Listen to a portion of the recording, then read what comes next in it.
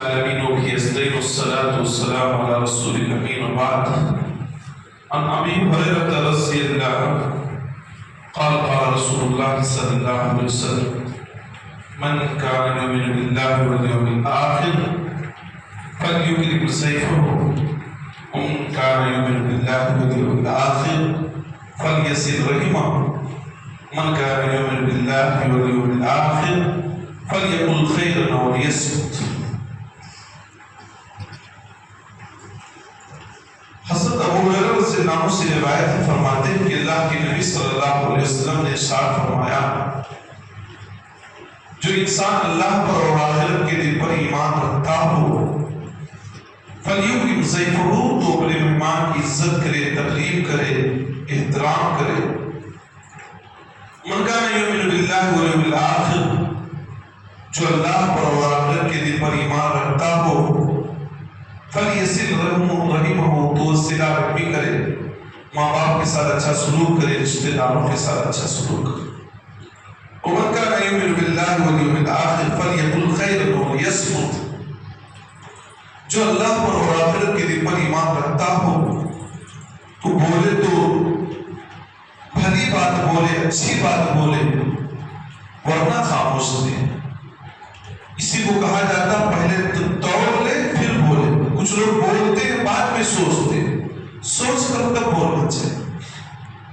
اس حدیث کی تخریج امام مسلم نے کی، بخاری نے کی ہے.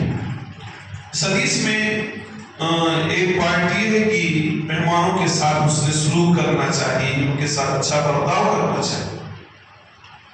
شریعت اسلامیہ میں مہمانوں کی عزت و احترام کے تعلق سے کئی جگہ تاکید آئی ہوئی ہے.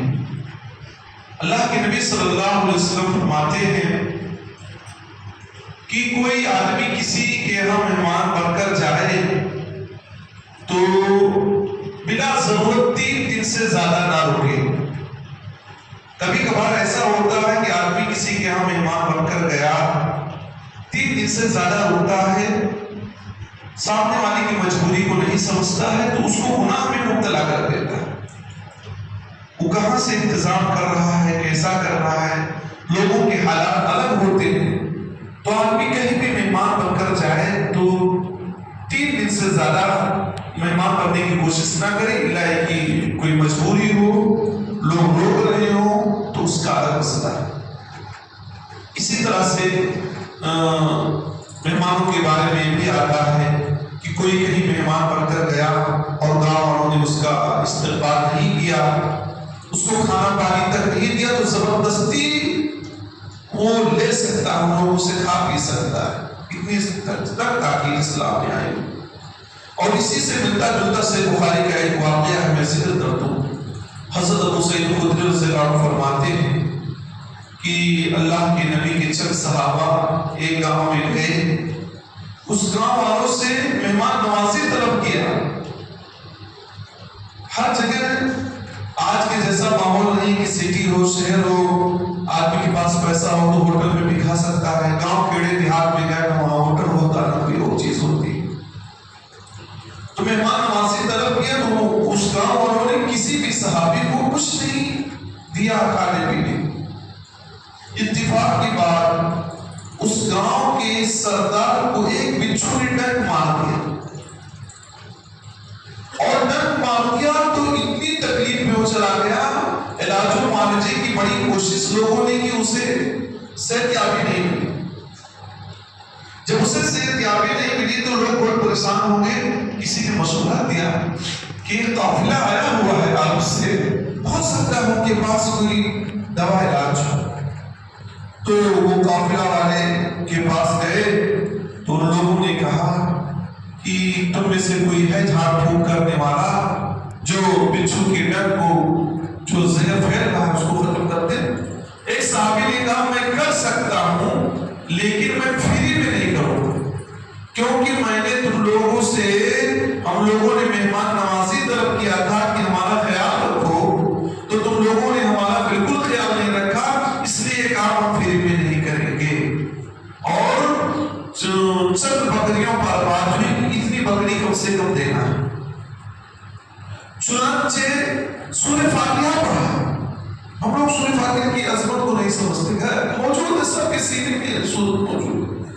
گھر میں کبھی رات میں تکلیف کسی بچے کی بڑھ گئی، خود کی بڑھ گئی، ڈاکٹر نہیں مل پا رہے، کہاں جاؤ گے، رات کا وقت ہے، آدمی سورہ فاتحہ وغیرہ آیت الکرسی وغیرہ پڑھ کر جو بھی صورت ہے پڑھ کر دم کرے، تو سورہ فاتحہ پڑھ کر دم کر دیا، وہ بادشاہ ایسے ٹھیک ہو گیا جیسے کسی رسی سے باندھا گیا تھا، وہ رسی کھول دیا گیا، اب اتنا اسے آرام ہو رہا ہے۔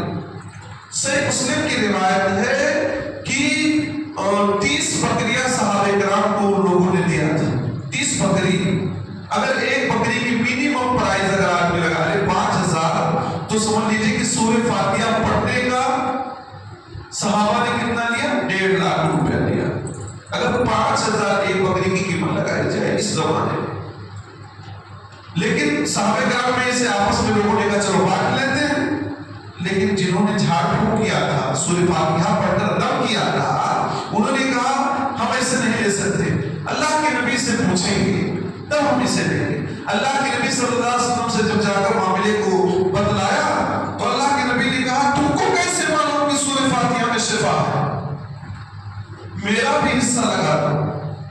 اللہ کے نبی نے کہا بکریوں میں میرا بھی حصہ لگا دو۔ جان دینے کا ایک طریقہ ہوتا ہے، اس کو یہ بھی کہا سکتا ہے ٹھیک ہے، اللہ کے نبی نے کہا میرا بھی حصہ لگا دو، اس کا مطلب ہے کہ آپ لوگوں نے کوئی غلط نہیں کیا، چونکہ ان لوگوں نے مہمان نوازی نہیں کیا اور اپنی مطالبہ کر کے لیا، ڈیمانڈ کر کے لیا، اس میں کوئی حرج نہیں۔ مہمان نوازی کے تعلق سے آیت بھی بہت مشہور ہے، حل اتاک ضیف ابراہیم المکرمین اذ دخلوا علیہ فقالوا السلام۔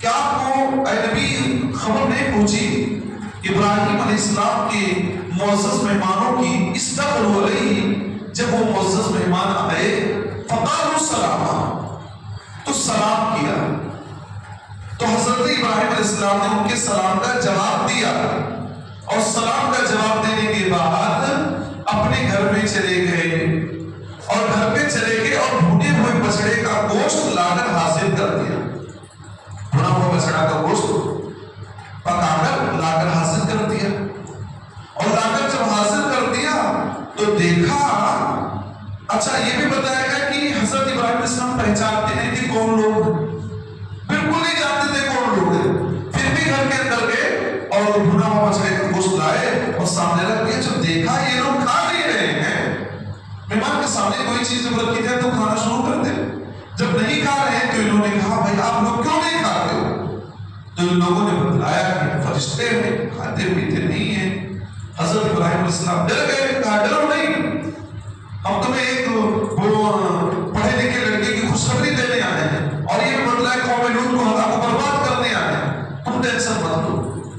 اور میں کرام نے اس آیت سے کئی استدلال کیا ہے، مہمان نوازی کے تعلق سے کئی فوائد بتلائے ہیں، کہ پہلی بات یہ بتلائی ہے کہ مہمان گھر پہ آئے تو پہلے سلام کرنا چاہیے، سلام ہر بات سے پہلے ہونا چاہیے، کیسے ہو، طبیعت کیسی ہے، گھر والے کیسے ہیں، سب سے پہلے ضروری کیا چیز ہے؟ سلام۔